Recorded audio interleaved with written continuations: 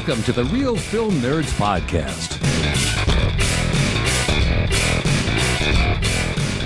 Welcome back to another stupendous, amazing, incredible, scrumdiddlyumptious episode of the Real Film Nerds Podcast. Oh man, dude, that was a good intro. I like that. That was like a Ned Flanders from The Simpsons. That was good. Nerdarinos? That's kind of Ned Flanders as well. Well, my buddy Steve, listener of the show, sent me an article saying, oh, wow, look, this band from Phoenix, heavy metal band, is making it big. And I'm like, yeah, dude, I've known about them for a while. I think I actually shared a story with him about them a while ago. But do you know which band I'm talking about, Mike? Is it Dead, D-E-D? Dead is one of them, but no, this one is taking the world by storm, and they'll pop up every now and then because they have kind of a gimmick, I guess is a good way to put it. But their band is known as the Okilly Dokillys. Nice. And is nice. a hardcore metal band, and they all dress up like Ned Flanders. Oh, that's interesting. Okay. Okilly Dokillys. Oh, all right. This is why he said they made the big time, because Rolling Stone did a story on them. Oh, okay. I don't think I've listened to them, but now I am going to check them out, man. Oh, dude, they are freaking hilarious. They are something else. Anyways, yeah, I've been wanting to see them in concert, but there was a shake-up when they were coming around and touring in Arizona, and when they got back from touring the U.S., they did like a small tour across the U.S. You know, bands have to do that to grow.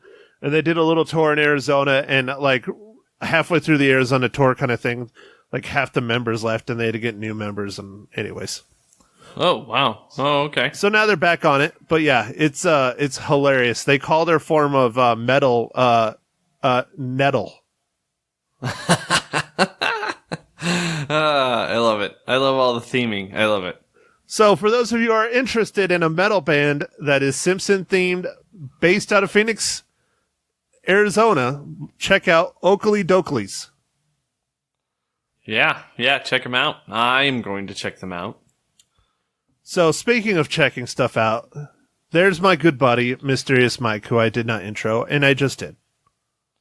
Oh, yeah. Hello, everybody. And Matt, are you going to introduce yourself? Or? Yeah, I am not talented Matt, as I put in my post for Tuesday. I said Mike Talent and not talented Matt. I thought that worked out pretty good. Okay. All right. If that's what you're feeling, man. All right. Well, dude, you try and write those things. I'd really work pretty hard to try and write those guys.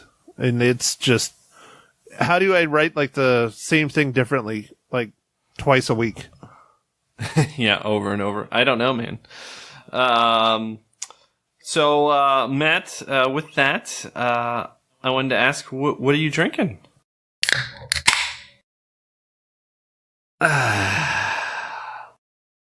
Well, Michael, I am drinking a beer that was handed to me by my younger sister that made its way up to my house. She had some friends come over and they were drinking beers, and she really doesn't drink beers. And she says, here's a 6-pack of some beers that they left that I'm not going to drink. And I was like, you just gave me my favorite kind of beer. And she's like, oh yeah, what's that? I said, free. Yeah, free beer always tastes a little bit better, just like free food. Exactly. There's just a little something about it. But it is from Magic Hat Brewing Company. It is an ale known as Number 9. It is not quite pale ale. Oh yeah, man. Magic Hat Number 9 is pretty popular. I've had quite a few of those. Yeah, that's a pretty solid beer. Oh yeah, I've had a few in the past, but this is just one that I had in the fridge that needed to be drank. So, yeah, man, like you said, free. Best ever. So, Mike, what are you drinking today? I mean, Mike, what IPA are you drinking today? Oh, no. So, surprise, surprise, I'm drinking a pale ale, which is on its way to being an India pale ale, but it's not quite there. And I'm drinking a beer called Arcus, Arcus, and it's by a brewery called Big Storm Brewery, and it's a Southern Pale Ale brewed with honey. Southern Pale Ale brewed with honey. So, is it like a sweet beer? No, it's not too sweet, no, but it's brewed with honey, and it's okay. I got this beer on sale. It was at the beer store, and it was like cheap. So, well, that's always nice. That's next, pretty close to free beer is cheap beer. But so what makes a Southern style ale? I'm not actually sure. It just says Southern Pale Ale. So let me see here if there's anything on the. It's brewed with 2-row Canadian barley and mosaic hops. Interesting. Huh. Well, anyways, how about this? Yeah. If our listeners know what a Southern style ale is, go ahead and email us. Because as we pointed out on our last pod, we're kind of sick of the spam. So send us a real email. It would be nice. Yeah, I'm tired of those CIA agents claiming they've seen me watching porn. Everybody knows that I don't watch porn on the computer. Yeah, you're old school? You got the VHS tapes? Yeah, man, I go to the store. The store, with the little... It's got all that crazy tent. A store with a tent? Yeah, like the adult shops. Oh, okay. You know how it has like the windows where you can't see through them? They're like blackout. Yeah, no. I was wondering if you're talking about like a strip club or like one of the peep shows. Oh, no. Yeah, those are too highbrow for you. Yes. Too expensive. Definitely. I spend all my money on IPAs. Hey, at least you got your priorities straight, I guess. Yeah, I might need to go to, like, Mysterious Mike Talent Beer Man. I don't know. That's really lengthy. Yeah, no, it is. It's kind of, And why are you slacking on your Facebook? You haven't posted on your Facebook in, like, forever. I don't know. I'll do that. I mean, you actually have followers. Yeah, I better start posting because I have a couple followers. They're yearning to see what beer you're drinking, Mysterious Mike. See, there you go. Right there. Just take a picture, put it on your Facebook, be like, this is what I'm drinking today. Or podcast. Oh, okay. See? Yeah. Perfect. Oh, yeah. Perfect. All right. Good call. Good call, Matt. All right. So speaking of Prohibition era or after Prohibition era, Mike, today we're talking about the Netflix original starring two of my favorite actors. I'm not going to ruin it. I'll let you go ahead and throw it in there. But it's the Highwaymen. Go ahead and give us the rundown. Yeah, so we watched the Netflix original, like Matt said, The Highwaymen. And it's directed by John Lee Hancock, writers John Fusco. And it's starring Kevin Costner, Woody Harrelson, Kathy Bates, John Carroll Lynch, and this movie is about a pair of Texas Rangers come out of retirement to catch the infamous outlaws Bonnie and Clyde.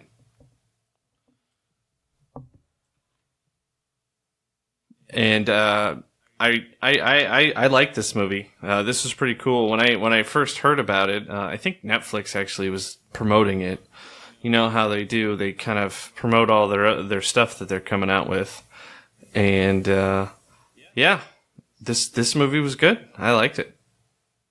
So how much did you like it, Mike? I probably liked it better than you. I don't know. I don't know, man. I don't know. You seem to be baiting me. So, I'm thinking... I would recommend people watch this. It's pretty good. It's a little bit violent. I mean, there's some stuff in it. Yeah. I mean, it's hard to say compared to everything we see these days. But, it's got some violence in it, but a lot of it's just more the pursuit. And that's one of the things I really liked about this movie, is it wasn't about the bad guys. It was all about the Texas Rangers and them. And you didn't even really see up close Bonnie and Clyde until quite a bit later in the movie. Well, Mike, I am a huge history buff, as you and I have both discussed on previous podcasts, which actually a handful of my coworkers that on the occasion listen to my podcast, or their spouses listen to my podcast, and they relay things I talk on here. Oh, nice. You get some good feedback? Yeah. Like in your emails? No, never. No, it's all verbal. It's all verbal, I get cussed out, especially when I talk about work, but it's fine. Oh, all right. It's fine. Nice. It's no big deal. But they were shocked that I'm such a big history buff, and I am, and I enjoy history very much, and I like films like this that are historically based, that are biopics in a way. I'm sure some of this is fluffed up for the big screen, but for the most part, to my knowledge, this is quite accurate. And I love that. I love it when two things are combined and tell a really good story. It's acted extremely well. The cinematography was amazing. The story, you can't go wrong with the story. It was a story of hunting down Bonnie and Clyde, not from Bonnie and Clyde's perspective for once. Typically, anytime there's a movie done about Bonnie and Clyde, it's always about Bonnie and Clyde. It's never about the guys that pursue them and all the hardships they had to go through and all the difficulty they had and the choices they had to make, the weapons they had to carry, the sleepless nights, the things they did that were questionable. You never see that. And so I loved it. I absolutely love this movie. I thought it was incredible. I think if you have Netflix and you haven't seen it, you're making a huge mistake. All right, man. Good. I couldn't read you on that one, man. I felt like you were trying to bait me into something, and I'm glad that you liked it, because I really liked it, and I thought it was fairly historical accurate, but I wasn't 100% sure. Like, it's always a little bit confusing on some of the stuff, and this happened quite a while ago now. 1935, I think this was set. 34, I believe, is the year they caught and killed them. Okay. Yeah, 1934. So, well, they didn't really catch them, but that was a while back. So, yeah, I believe it was 34. Anyways, needless to say, it was during the ass end of the Depression, and everybody saw Bonnie and Clyde as almost I don't want to say superheroes, because they weren't superheroes, but celebrities. They were larger than life, Yeah, they were, I don't know, I guess they were kind of like Robin Hood type figures, robbing banks and giving money to people who were just, destitute because the Depression and, food lines and all kinds of things. And so they didn't quite seem quite as bad guys, I would say very Robin Hood-esque is what I would say, because they still were mass murderers. They still were bank robbers, but they were robbing from the banks that had literally driven the country into economic disaster. And so the general public thought that was a great thing. And the general public didn't really care that they were killing police officers. They were happy they weren't killing normal people. Yeah, they didn't view police officers as in the same boat as them. And I'm not exactly sure why, because I feel like everyone was hurting, right? It might not just been as visual as some people, but I don't know. Well, and they portray that in the film. If you take a look at Woody Harrelson's character, he's living in a home that's pretty run down. His wife is the only one that can get work or has work. And he's sitting at home trying to take care of his son by himself. Granted, it's not a very long shot. It's a very early shot in the film, but you can tell even this guy who gave up a lot of his livelihood and his life and his sanity to be a Texas Ranger is still sitting here struggling. Yeah. And then I guess there's also this other kind of sub-story in this was the Texas Rangers were disbanded due to the governor in Texas not wanting to pay for them and being corrupt, I guess. So it was interesting that this one guy was like, hey, we should bring these guys back because they're really good at what they do and pay them and they'll take care of this problem. And then this was also on the cusp, just on the cusp before we had an FBI. So like states took care of state stuff, you know, their own states, like we do now. But like if there's things that go across state lines, it was kind of like lost.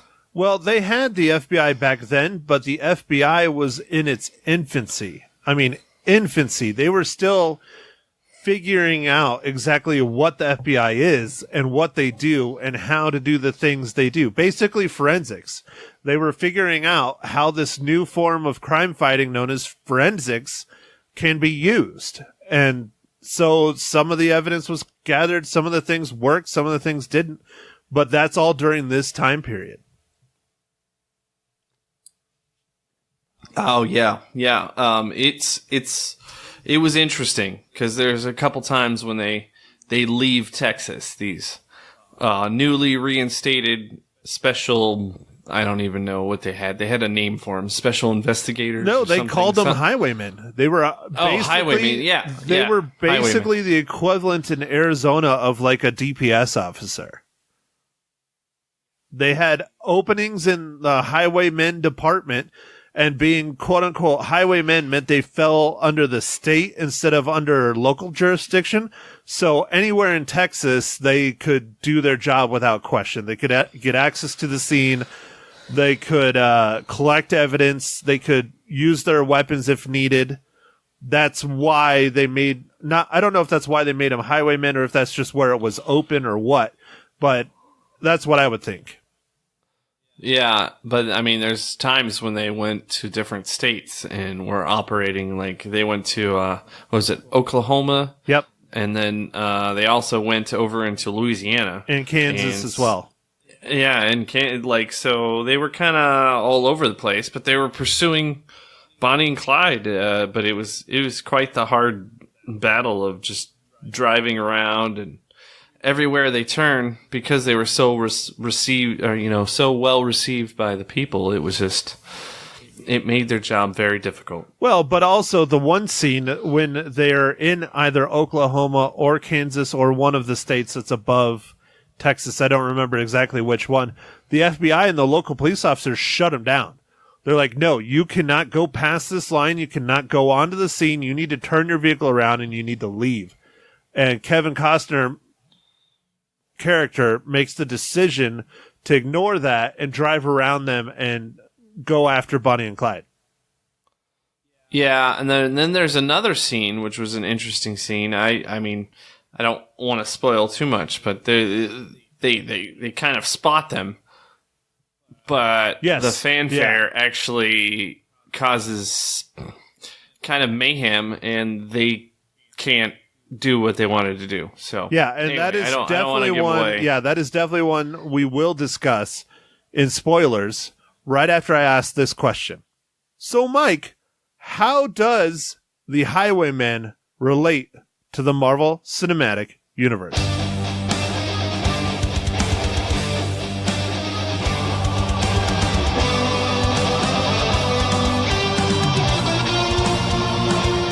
Oh, well, Matt, thanks for asking. This one was a little bit difficult as well. I had to look quite a bit to figure out who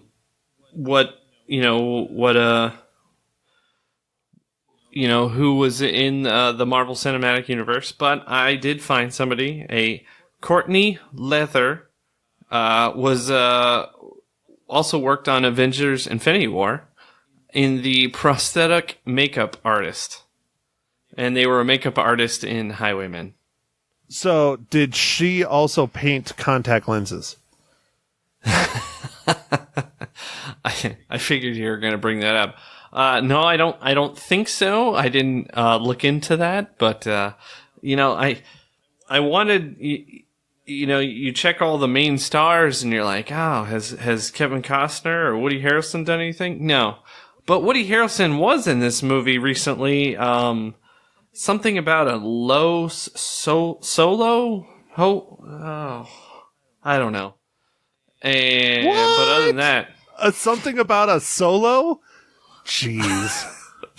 You're such a hater. Oh, man. You'd try anything and everything to not bring up Star Wars.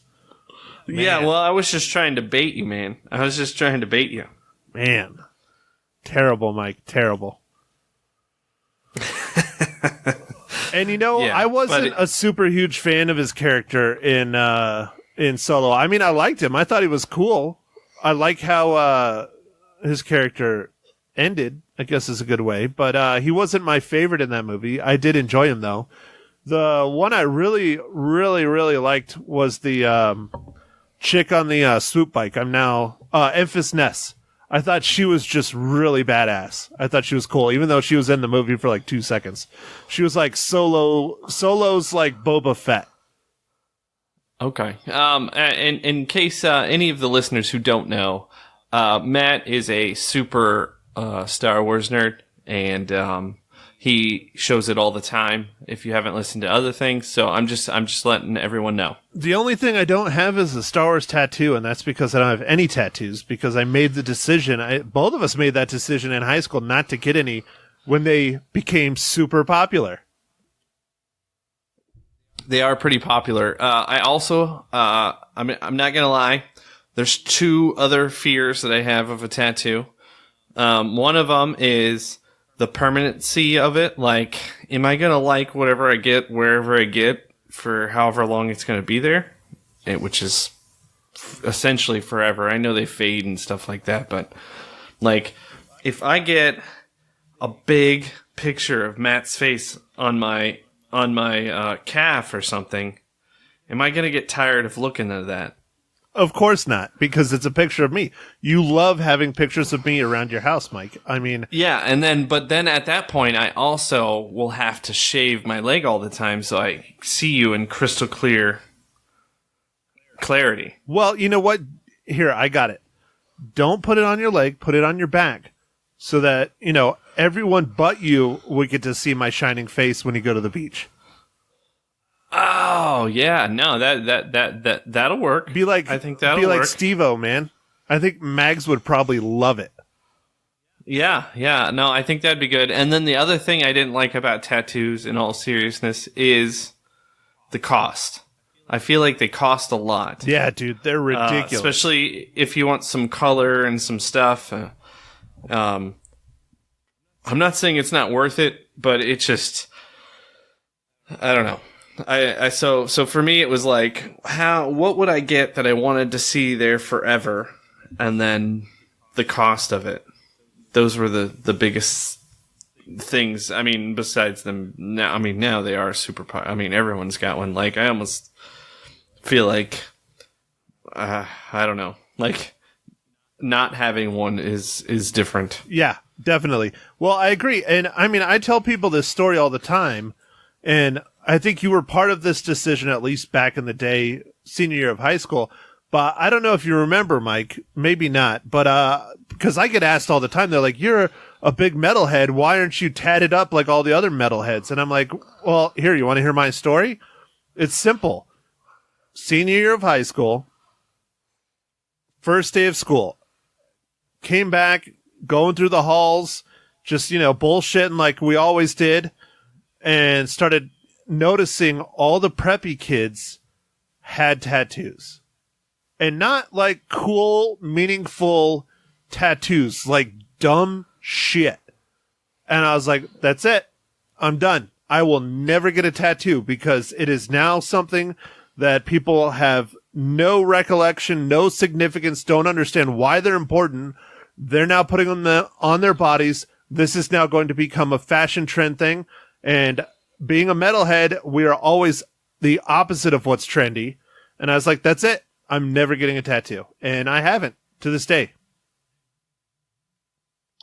Yeah. Wow. Yeah. Yeah, I think I remember that to an extent. I didn't quite remember that everyone was showing up senior year, but that makes a lot of sense. Not everyone, but I took note that, granted, you and I, that was one thing that sucked in high school. You and I didn't have many classes together because of how our last names were so separated.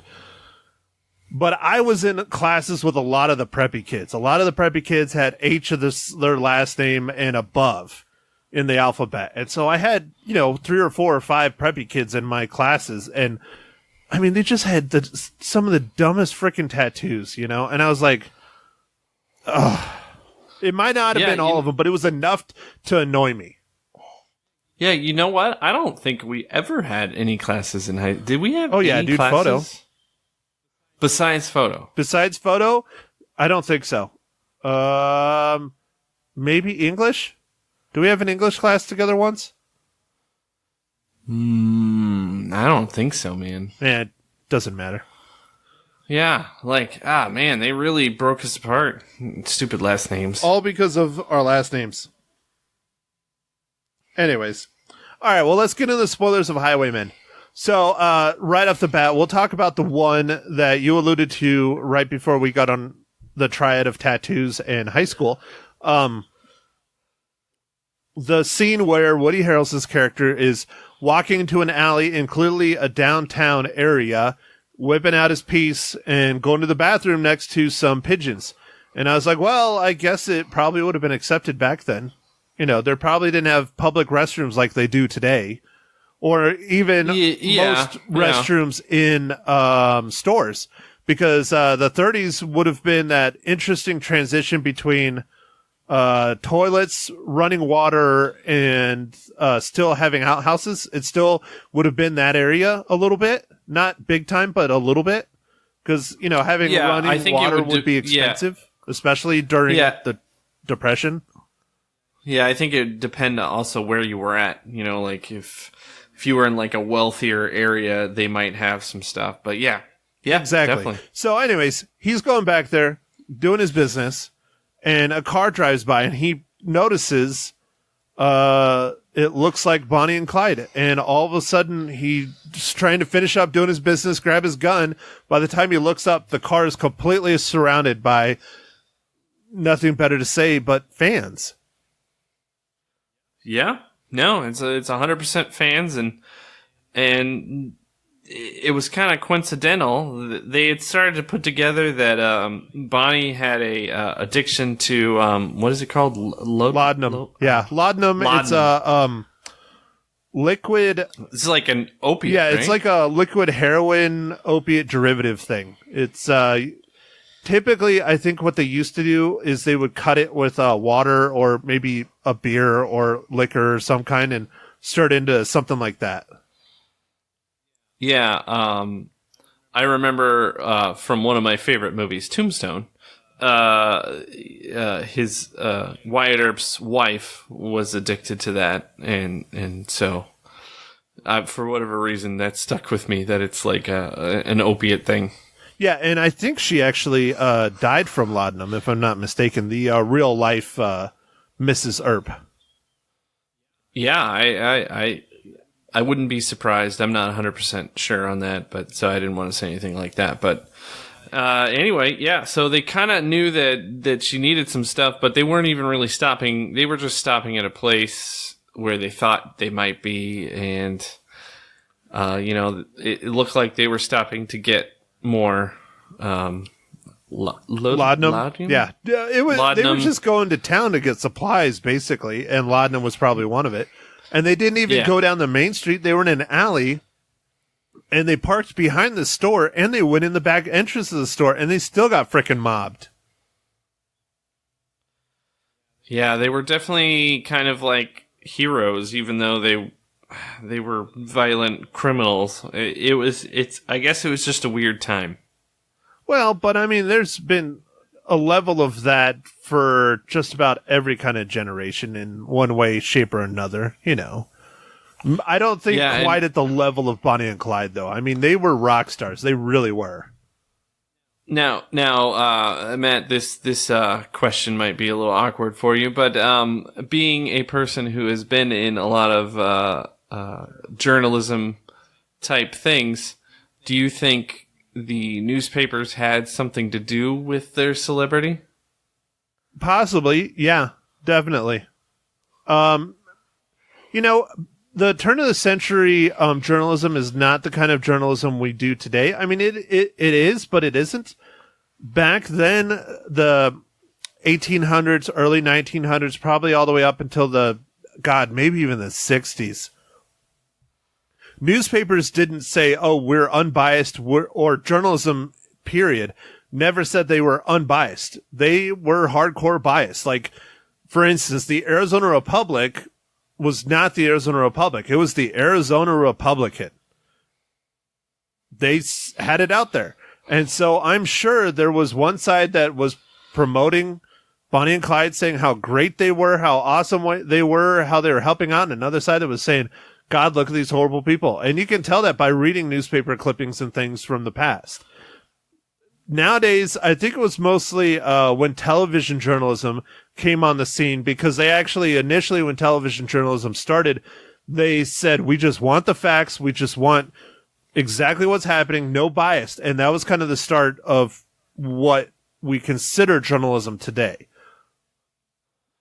Ah, okay. All right. Yeah, I knew I was kind of going to get a long answer out of you, but I don't know. It seems like the media had some role in creating their kind of, I don't know, legend or their story. But at the same time, they were doing all these things. So, like, I don't know. Well, it was tricky, too. What really gets it going, and they showed it a little bit in The Kid, a movie review. God, I don't even know what episode that was, 90-something. I think that was like... was that 90? Was that 99? No, I don't think it was 99. I think 99 was Santos, and I might have been 98. Because 99 was Santos. 99 was Santos. 100 was the Blue Milk Guys with Fanboys. But I think it might have been 98 or 97. Anyways, doesn't matter. In The Kid, they actually show and they talk about it.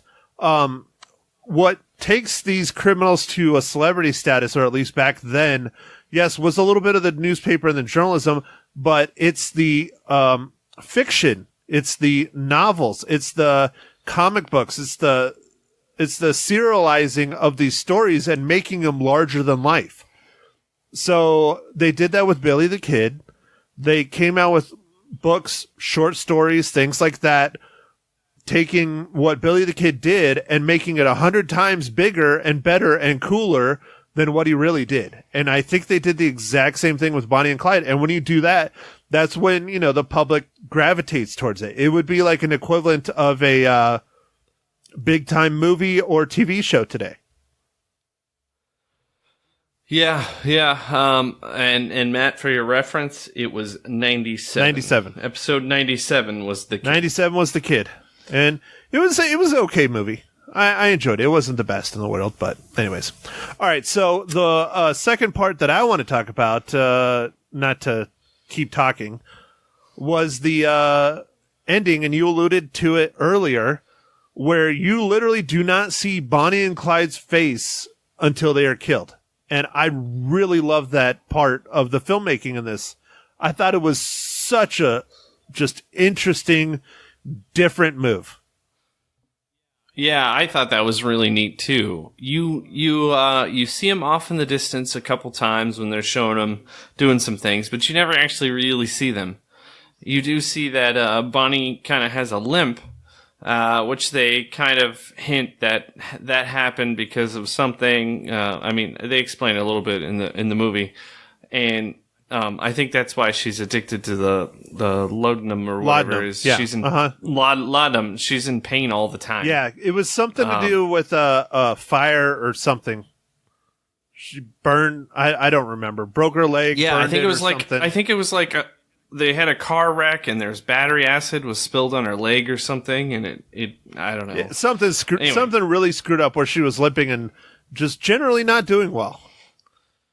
Yeah, and that I thought that was cool. But yeah, no, they didn't show the main characters until not the main characters, but the main bad guys until the very end. And so it was entirely the Rangers' perspective. Yeah, it was fantastic. Yeah. Yeah, it was some great actors too. Matt, I did see that originally they were trying to have Paul Newman and Robert Redford do this, but Paul Newman passed away. Yeah, that would have been freaking incredible though. But I still think they did a pretty good choice. I mean, Woody Harrelson. No, these guys are great. Yeah, Woody Harrelson isn't the best actor in the world, but he's not terrible. He's very, very good in my book. Kevin Costner, though, I mean, he is leaps and bounds above even Woody Harrelson. He's one of the best actors of our time. Yeah, and it seems like Kevin Costner is making a bit of a comeback. It seemed like for a while he was kind of out of the movies, but he started to be in a few movies here and there, and that's a good thing. Well, he's done a few movies that have kind of sailed under the radar, that are a little darker than what people want to think of when they think of Kevin Costner.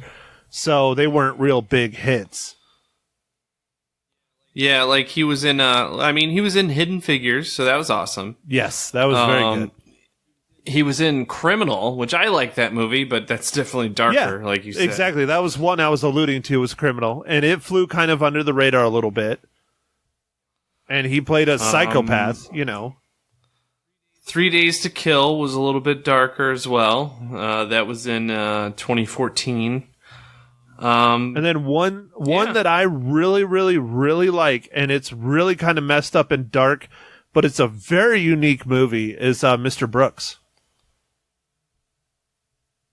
Oh, yeah. Oh, Mr. Brooks, yeah. I love that movie, even though it's really graphic and really dark and really messed up. It's a fascinating take on a serial killer movie. Just fascinating. Loved it. Nice, man. Nice. So, anyways, all right, Mike. Well, what other spoilers do you want to talk about? I don't know. I feel like I kind of gave my spoiler early, and I'm sorry about that. But this movie is a little bit hard not to spoil without talking about what's going on, because it's very, I don't know, factual and stuff. But I don't know. I really liked how Kevin Costner's character and Woody Harrelson's character are so...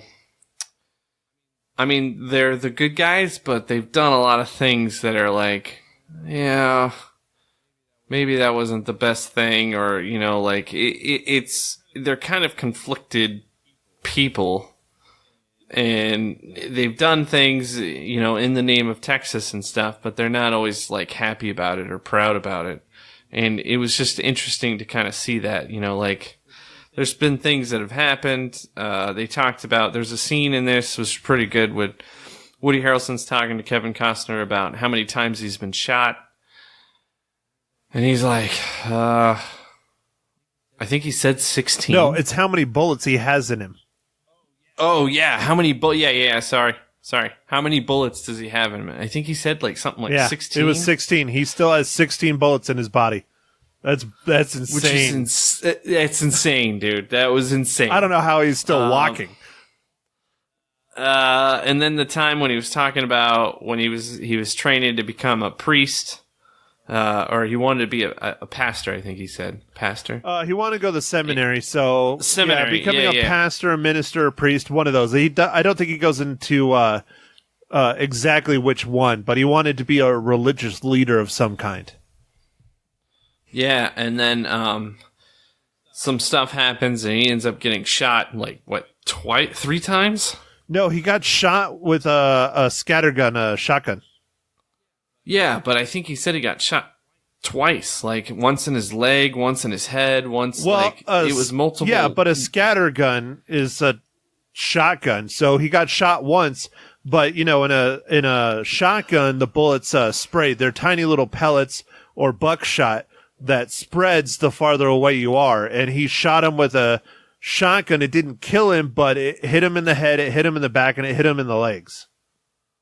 Oh, okay. So you're just saying he got shot once. He got shot once, but it affected basically his entire backside, like from his head down to almost his feet. Yeah, so then he recovers from this. He had to be nursed back to health because obviously that was devastating. And he tells his parents that he's going to go off to seminary. Instead, he goes and shoots this guy because he was pissed. Yeah, he was pissed that he shot him and tried to kill him. Yeah. Yeah. And he's like, well, that kind of... And the interesting part of that story, though, is how it ends, about how he went to turn himself in, right? Yeah. And they basically said, well, he was a asshole and a drunkard, and he was wanted or something. And so after he shot and killed the guy, he ended up getting money for it and becoming a peace officer or a Texas Ranger, basically, after that. Because he got the warrant money. Yeah. Yeah, I think he said a peace officer. But yeah, he basically started his career in law enforcement. As basically a cowboy. Yeah, a Texas Ranger, law enforcement. Back when Kevin Costner's character, this would have been the cowboy days. Cowboying, late 1800s, Old West. So, yeah. The story I liked the most, though, that I found the most impactful, the whole scene was just incredible. Are you talking about the poker? Yeah, the evening before they're going to go and set up this sting to get Bonnie and Clyde, and Woody Harrelson's sitting at the poker table with the other FBI agents and the little police officer that's from Austin or whatever that knows Bonnie and Clyde or whatever. I don't remember where he was from or whatever, but he was just a local cop, super young guy, rookie kind of thing. And he's sitting there telling him the story about when him and Kevin Costner's character, clearly this would have been during the Mexican-American War or possibly during the War for the Alamo, which I think was the same kind of time frame, but where they basically lit up 50 men in one night in a half hour or something. And Kevin Costner's just sitting on the porch, basically...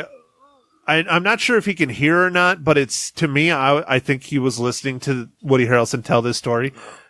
Oh, no, the window's open. Okay, I couldn't tell if the window was open or not, but basically it's we might be old and grizzled men, but you don't want to mess with us because we are very good at what we do.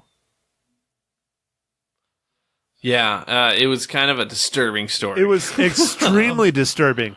It was on that level of, war, I mean, I seriously think that might have been the Mexican-American War or whatever, but I mean, they lit up basically an entire platoon when they were sleeping. I mean, that's just wow.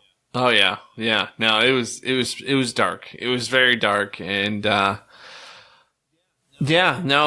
definitely was a important scene to set up the next scene. It really helps with what was going to go down and all that stuff. So, and what I like too is that they didn't even show any flashbacks to it or anything. It literally is just Woody Harrelson telling the story, and it's still so graphic and so big and so over the top and just violent that you don't even need to show a flashback. I mean, it's that brutal. Yeah. No, it was good. It was well executed.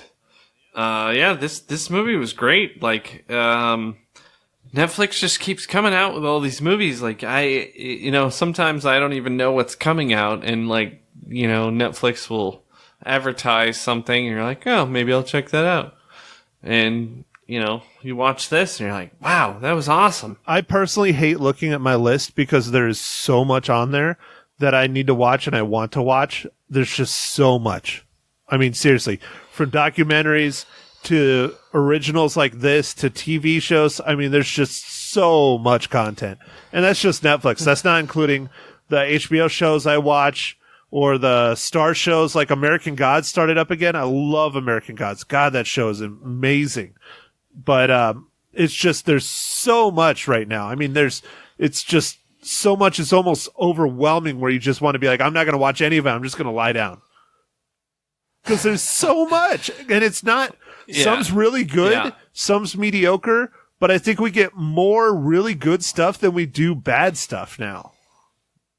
Yeah, no. I mean, I think I told you this before, man. I think Netflix has changed the game, and I don't think the cable companies are going to be around too much longer, which is kind of scary. I don't know. It's just different. It's just a lot of different. I don't know.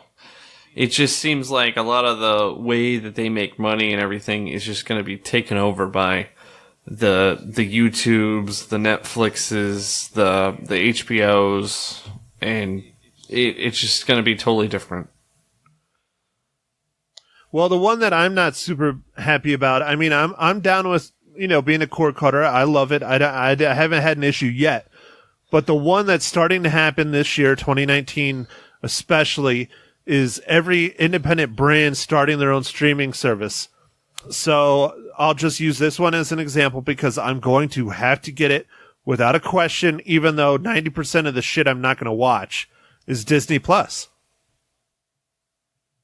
Oh, why are you going to get it, man? Because The Mandalorian is going to be freaking awesome. Oh, all right. So I'm going to have to get Disney Plus so I can see my Star Wars stuff, so I can see my Marvel stuff, so I can see all the shows and movies that they're pulling off of Netflix that will be going on to Disney Plus. Like, I was talking to someone today about it. About the Clone Wars are gone. They took them completely off Netflix. And that's because the Clone Wars contract with Netflix and Disney expired. So when Disney Plus starts up, that's where all the Clone Wars will be. Oh yeah, man. As all the contract stuff, yeah. I mean, essentially after this year, everything that we have that is a Disney product on Netflix will not be. Right, it's going to be gone. Unless it was original, like Daredevil or Luke Cage or The Defenders or Iron Fist, stuff, Jessica Jones, stuff like that. Everything else, Star Wars movies, Disney movies, Marvel movies, they're all gone. TV shows, they're all gone. They're all going to Disney Plus. And so that just annoys the hell out of me because, granted, right now, they're not a whole lot of money, comparatively speaking to a cable or satellite subscription. Netflix is what, $12 a month? Hulu, you can get it as cheap as $6 a month. They're fairly inexpensive, but when it gets to the point where I have to have 15 different streaming, I don't want to say channels, but streaming services, then you're going to be in the $100 range. So why not just have cable again?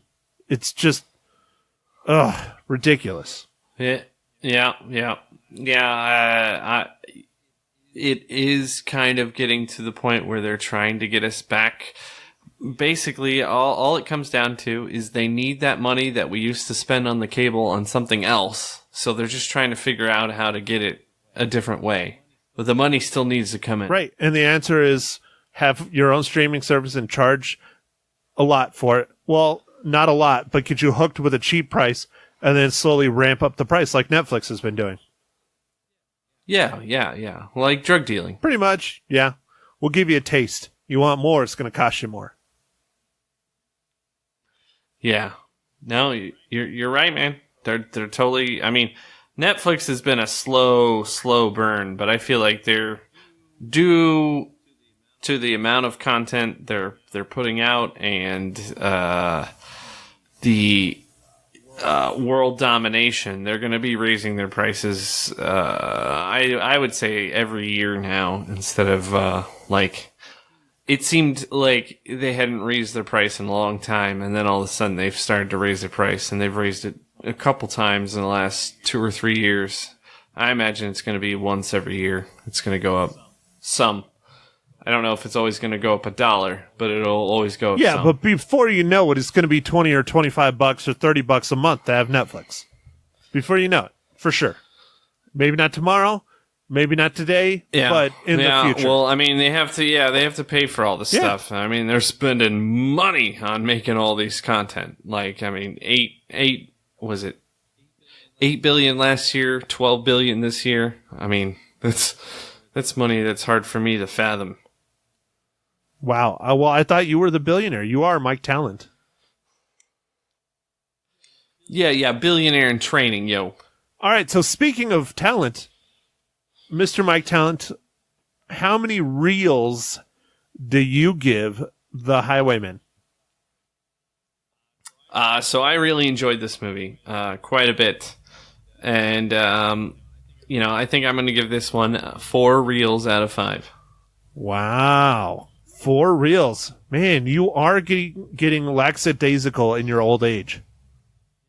Yeah, no, I enjoyed this movie, and it was entertaining, and it's kind of educational. It's kind of like a documentary, but not.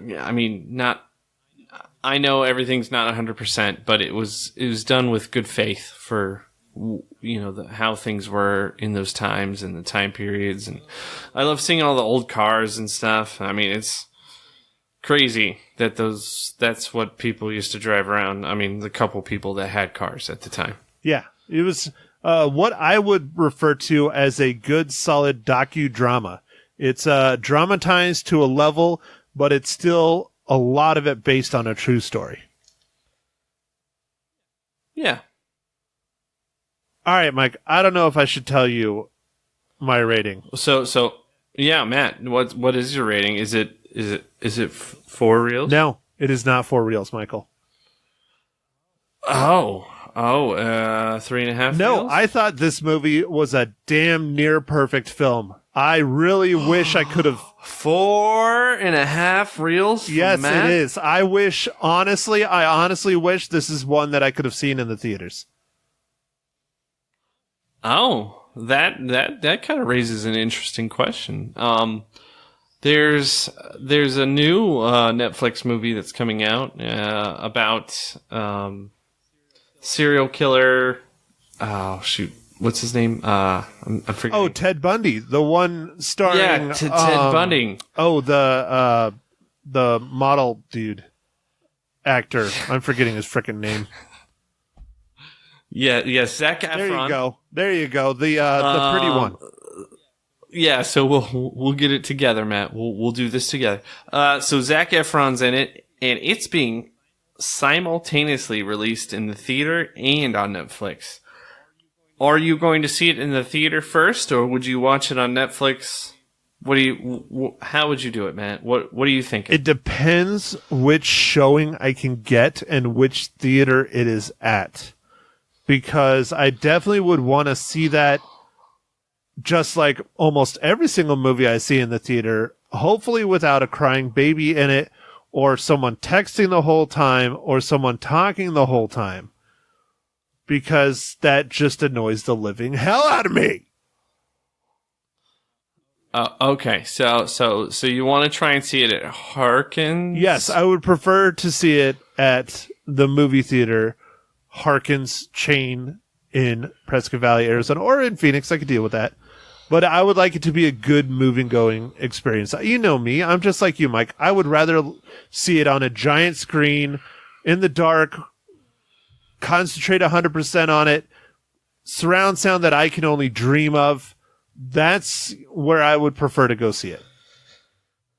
Yeah, no. I mean, I would definitely love to see it in the movie or in the theater first, over seeing it streaming. Although I will say that being able to stream a movie anytime you want is super convenient, but you're missing out on some of the immersion, I think, of the movie. So you're missing out on some of the magic too. Yeah, I'm conflicted because I really do. I love Netflix. I love the convenience. I love all that stuff. I have a decent system and stuff, but I'll never have what the theaters have.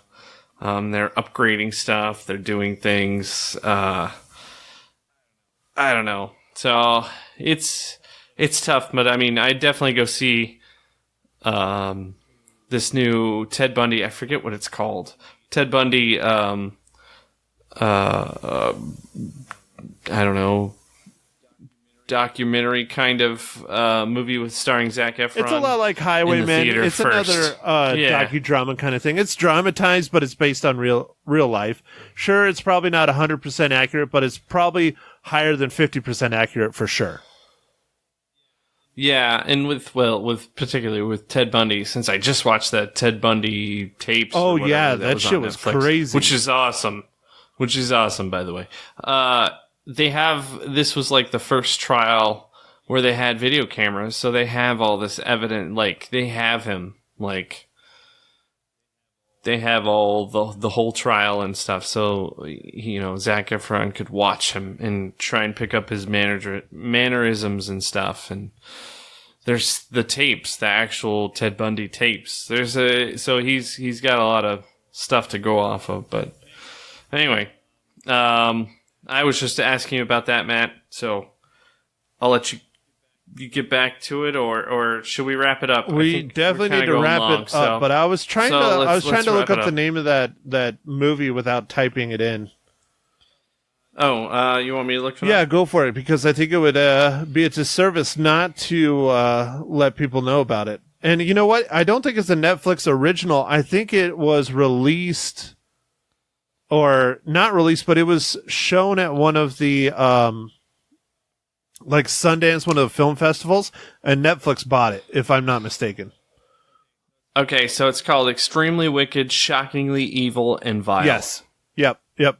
I knew it was something really long and with evil in it, but I didn't remember the rest of it. But yeah, no, I believe that was made and then Netflix bought it. Okay, and the release date is May 3rd. Wow, that's right around the corner. So, anyways, but yes, the only one that, God, I don't want to get too depressing, but the only thing that annoys me being a 37-year-old lame-o is that when I go watch these movies, I typically go by myself almost all the time. And it's okay. I don't have that big of an issue with it, but sometimes, especially the big event movies like Avengers Endgame and Deadpool and stuff like that, I would much rather go with like a group of friends that are as excited to see it as myself. But typically it's just me like sitting there, because most of the friends, not all of them, but the majority of friends that I do have in the area are much older and really don't give two shits about superheroes or comic books or Star Wars, any of that shit. Yeah, no, that sucks. I often actually see the movies by myself, but a lot of times I do it because I like to see the movie without a lot of people. So, because people annoy me. Like, you're talking about all the things with crying babies and all that stuff. And, yeah, that's absolutely true in my neck of the woods. So, I like to go see movies in the morning and stuff when hardly anyone's in there. And I just want to experience the theater and just enjoy the movie. And often I get my wish, but on certain big time movies like the Avengers or basically any Marvel movie now, or some highly anticipated sequel, it's still full. So, I mean, and sometimes I want to see it full with people who want to be there, but oftentimes I don't know why some people go to the movies at all. Yeah, so. No, exactly. I understand what you're saying. And that was one of those things that was fun about my local comic shop. They would buy out a theater for some of the big event movies, and it would just be a theater full of nerds that are just dying to see that movie. And they laugh at the appropriate moments, they cry at the appropriate moments, they applaud when they should, and they shut the hell up through 90% of it. But, the world isn't perfect, so it is what it is. All right, Mike. Well, we could sit here and rant on and on and on and on about our movie-going experiences like we have in the past. But I think our listeners were not anticipating listening to almost an hour-long podcast. All right, yeah. So, sorry. It's okay, Mike. It's okay. We've had some good discussions. Hopefully everybody else finds them interesting. I do. I find them very interesting. That's why I have them, especially with my good buddy that lives on the other side of the world in Intercourse, Pennsylvania. Mysterious Mike Talent. Yes. I enjoy our conversations as well, Matt. So, all right, Mike. Well, let's go ahead and get out of here. I'm not sure what we're going to do for next week. I know we're definitely doing Shazam for one of them, since we missed it this past week because Pet Sematary, which was fine. There's a few other ones that we're toying with. I think, yeah. Do you remember which ones we're talking about? It was like the Best of Enemies and something else. One that I think I couldn't pronounce very well. So Hotel Mumbai, which is about the terrorist situation of the hotel in India. It's like 2006, 2007. The reviews and people that I know that have seen it, Frankie Lala specifically, they enjoyed it. They said it's a good movie, but it's basically a bunch of terrorists killing innocent people for an hour and a half. So I don't know how great that would be, but it is important because it is a true story kind of thing, but it also feels like they're just capitalizing on a horrible, horrible event. I don't know. So that's one. Yeah, I don't know. I was thinking the Best of Enemies. Sam Rockwell, man, he's incredible. So yeah, that looked pretty interesting. So I wouldn't be opposed to seeing that. I don't know if there's any other, tributaries or legacy casts that we want to get done, but there's tons. There's tons. Yeah, and Shazam has been doing really well, so I think we should review that for sure. So I would say Shazam next week, and we'll figure out what the one after that. Yeah, there's a couple other ones that are out there in the theaters, or that are coming out in the theaters that look interesting, but we'll figure it out. All right. I guess with that, everybody, thanks for listening to this kind of long podcast, and we'll catch you next time. Thank you for listening to The Real Film Nerds. Now, don't forget to follow us on Facebook, Twitter, and Instagram at Real Film Nerds. Now, go out and catch a movie.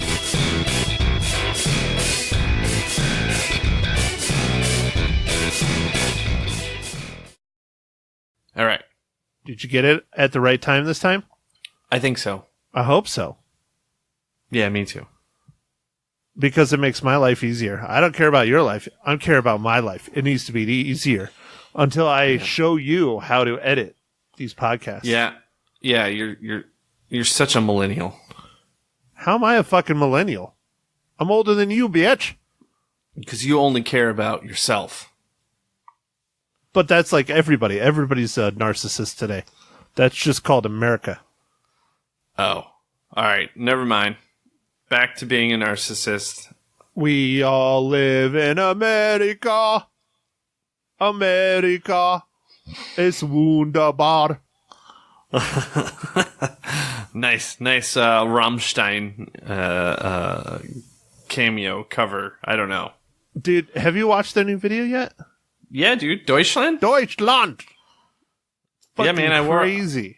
I wore that Rammstein shirt the other day, and I got like 3 comments. They're like, yeah, Rammstein. I was like, from people you wouldn't have thought. Dude, that's a crazy-ass video. It is so well done.